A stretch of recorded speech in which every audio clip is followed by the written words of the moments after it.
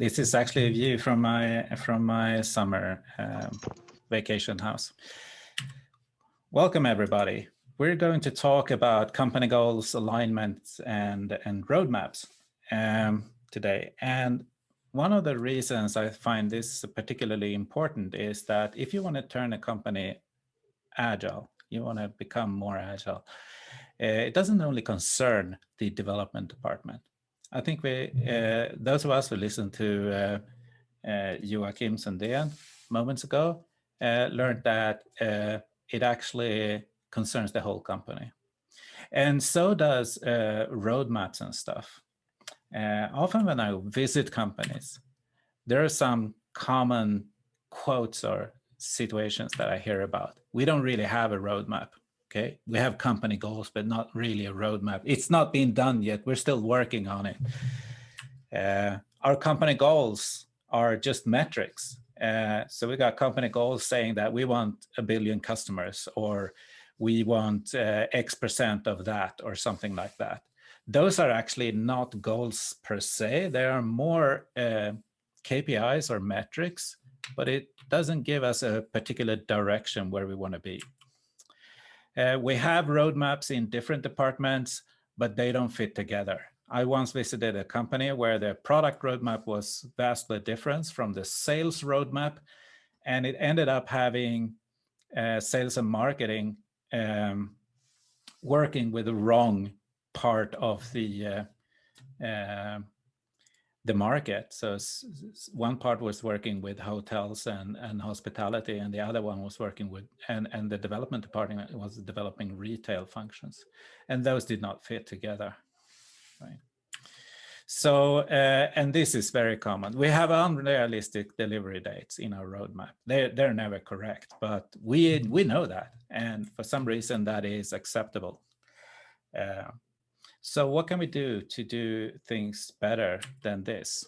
Well, first of all, let's have a little look at how we can do a business plan in only a few minutes. So we turn to the really heavy management literature, which is of course South Park. So I'm going to play a video here. Yeah, I get it. Not quite. There's a problem here. What's missing? The thing that's missing is that they're just doing stuff, but they don't know why. Somehow, what we do is supposed to generate some advantage or profit for us, but it's not clear how that's going to happen. And if we take a look at what a roadmap might look like in a day-to-day basis, roadmaps sometimes look something along these lines. It's a lot of delivery stuff. It says in quarter this, we're going to deliver something, and in another quarter, we're going to deliver something else. And we have all these deliveries stacked up. The problem is, though, that we don't really see why we're delivering. What kind of business are we pursuing? And what's going to happen if we do not deliver one of these intended deliveries? And do we have any options? Can we deliver something else and achieve the same business outcome? It doesn't indicate any options. It's like if we fail one delivery, everything beyond that is kind of a failure because they fall like dominoes. Okay, so are we just asking the organization to collect underpants, not really knowing why, just doing stuff? The word roadmap actually means something. A real roadmap is not just a single way with waypoints on it. A roadmap actually shows a map of roads. It tells you where you are. And in this example, I'm at Maria Torget, and I want to go to the CRISP office. I have a view of where I am, where I want to go, and I also have multiple options how to get there. Because every intersection is actually an option. So I can choose to go straight forward, left or right, or even back. Yeah. And we don't use milestones to measure progress. We use something else.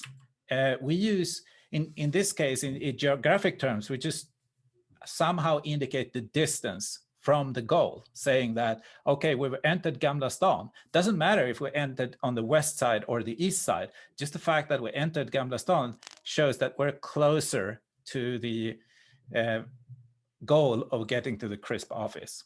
And then we enter another part of the city, Norrmalm, which is one step closer yet again. These are more like yard lines on an American football field rather than milestones along a specific route. So what if we applied this to a company instead, right? We have a bunch of teams. In this case, in this small company, we have 4 different teams. And there is a company goal. Okay, let's say we give all these teams the mission to fulfill this company goal or to make their contribution to this company goal. So we got a development team, a marketing team, a sales team, a customer service team, and we have one common company goals for all these teams, okay? So they could be working directly towards that immediately. But we make it stepwise, a stepwise approach, which means that instead of going for the ultimate company goal, which might be 2 years away, we say that in the near future, we would like you to do a part of that company goal. We have a business objective. An objective is a smaller goal that is one step closer to the company goal. Okay, so we've got 3 objectives along the way. So we want to pass objective 1, objective 2, and objective 3 in order. And all the teams do this. They have the same objectives, but the development department, they might think that, okay, we develop new stuff, which takes us closer to the company goal. Marketing, they do marketing activities, brand awareness, and campaigns and stuff in order to get us closer to the company goals. The sales department find out who our customers are, what they need, and they sell to them, solving their problems, and they also feed back to product development so they know better what to do. And customer service, they do their bit as well because they're communicating directly with the customers. Now, this sounds a little bit abstract, so let's do a more concrete example. Let's say this company wants to increase their user base with 10,000 new users. So they have a little online service. So they want to increase their user base with 10,000. So what would be a nice first objective? Well, on the path to do this, a good strategy would maybe say, let's stop losing users. We want to get our user churn down to 7%. It's way too high today, okay? So on the way to the first objective, the development department, they might say, okay, we lack a feature that our competitors have, which is so essential that people find it more attractive to move to the competitor than to use our service. Okay, so we develop that feature. Marketing might say that we want to strengthen our brand and say that it's a lifestyle product, so people find it really cool to be using our product. They want to talk about it and say we're using it, so they're more reluctant to leave the product. Sales might say that in order to get the user churn back, we might have a win-back team that will call our lost users and ask them to come back again with a new offering that is more attractive to them. And customer service, well, they might be really caring about, they might know that people leave for this missing feature, so they can inform about that missing feature actually being under development and offer them to join the beta program or something like that. So they can all contribute to this first user, this first business objective of getting the user churn down to 7%. They have the same goal, but they do different things, okay? Then the next 2 objectives might be to get the user referrals up by 75%. So if our users can recommend our product to other users, that's great. And finally, to get the last 2,000 new users, we might open a new market. We might launch our product in a new country, Albania.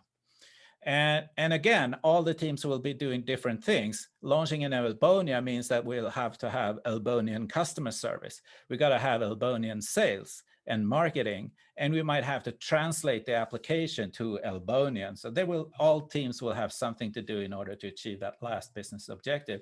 And hopefully we will reach the company goal when we have done all these objectives.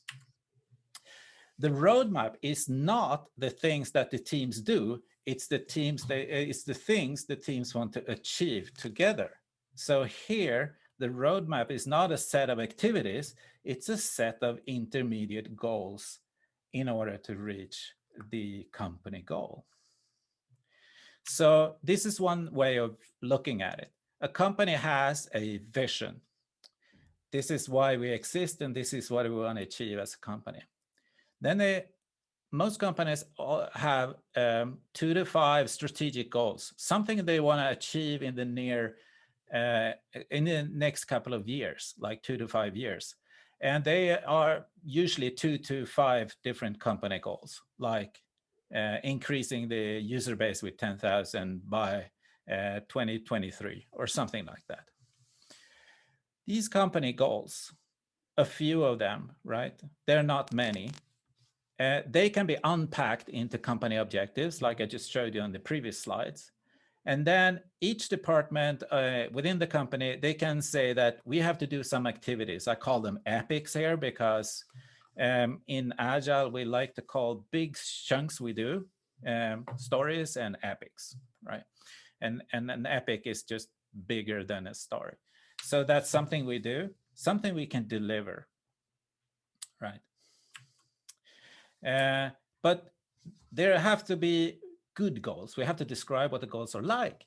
So here's one way of looking at a goal. What should the goal be like? So a company goal, it's a qualitative thing.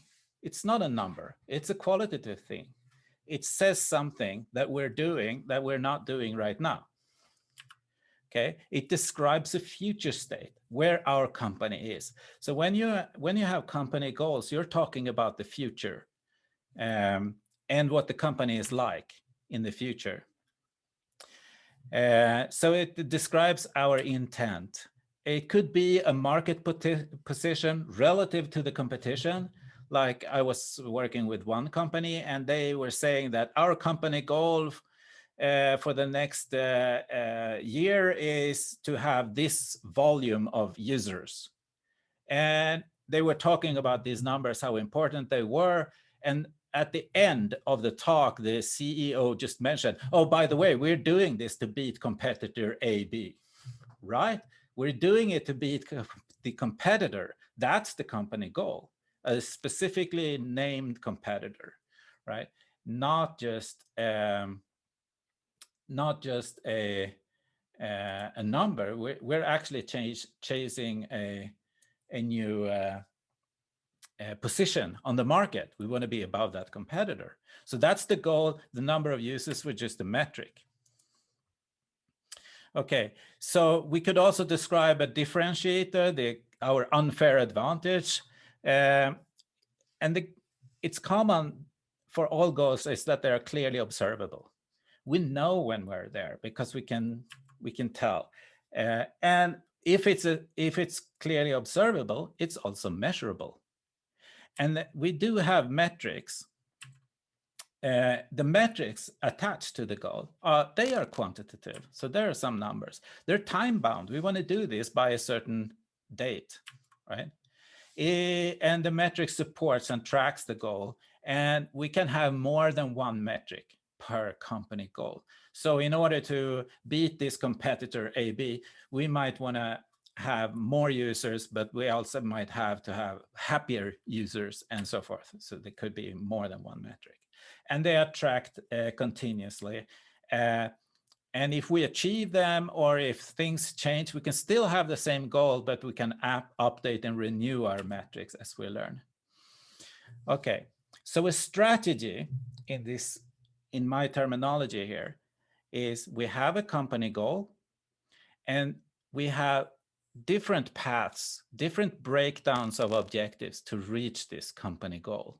And each of these, they represent a strategy. If we have more than one strategy to achieve a company goal, we have to make a strategic choice in the company. So we say to achieve the company goal, in this time frame, like 2 to 5 years, we choose to go this path. We want to move our products to the cloud, and we want to be available to, we want to have these services, and we want to be available to this clientele, right? So that would be perhaps a strategy, whereas some other strategy might be, yeah, we want to make our product open source, and we want to make money out of services for that product rather than the product itself.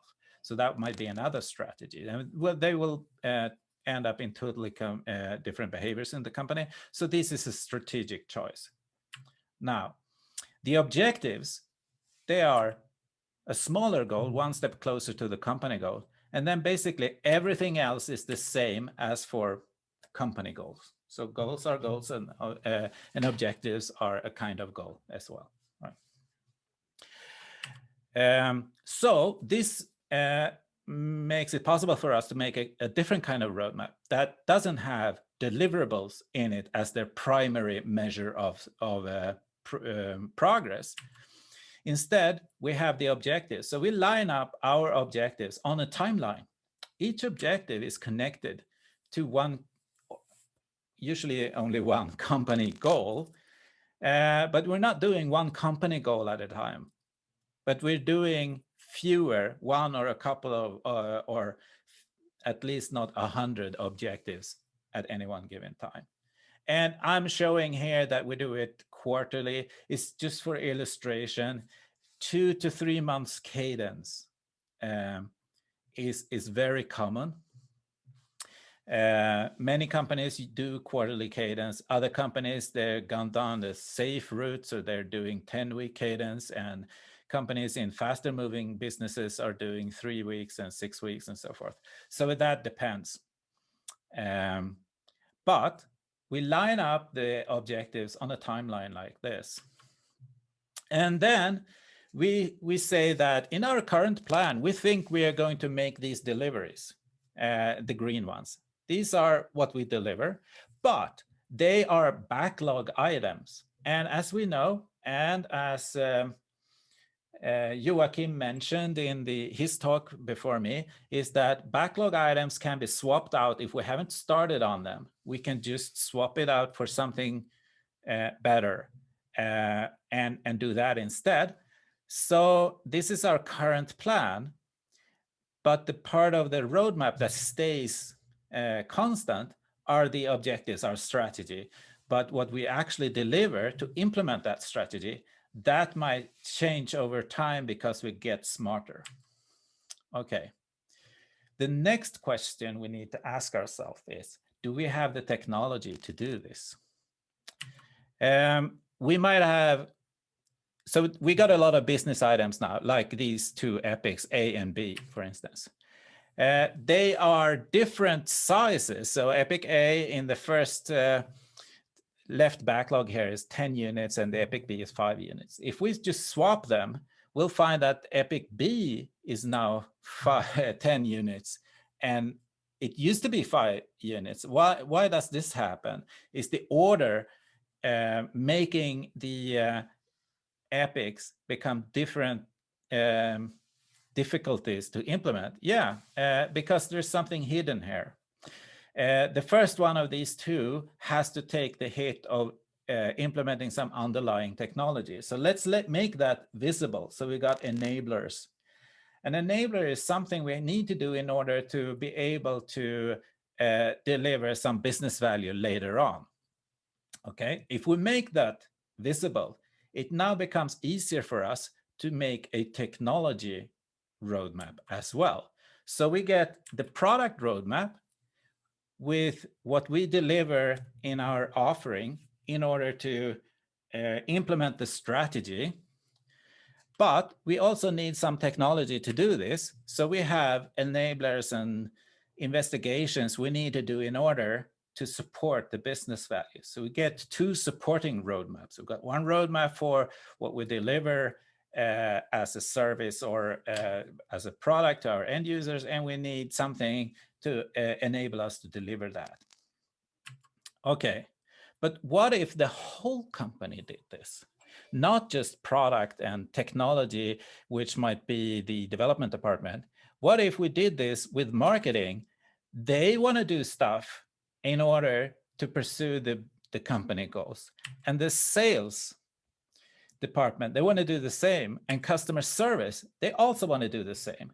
So now we have not just a single roadmap based on deliveries, we have a roadmap per organizational unit with their contribution in order to get to the company goals, right? But how do we know when we're there? Well, we have these metrics. So we got a metric on the company goal level, but we also have metrics on the objective levels. And progress is indicated by, I'm trying to make myself smaller here, there. Indicated by the metrics and not by the amount of stuff delivered or tasks done, right? So we can track our progress using metrics. Now, here's an aspect that sometimes is forgotten about, and that is, do we have the skills and capacity to do this? I see often roadmaps that are very ambitious, but they are also unrealistic because people know that we never deliver everything that's in the roadmap because it's just fantasy. We never have time to do all of that. And why is that? Well, it's because the skills and capacity needed to implement the roadmap is validated too late in the process. So in the roadmap work, validating skills and capacity is part of that. And it's done like this. For a department like product and development, for instance, the line management of that department, they will estimate what available capacity they have in each of these quarters or months, depending on what kind of cadence you're updating your roadmap in. And if they have the available skills within the organization to do this. So they might, for each of the quarters there, they might end up with that in Q4 2020, everything is fine. So we really don't have to do anything. And in Q1 in 2021, we don't have enough capacity. So now they have 3 choices, right?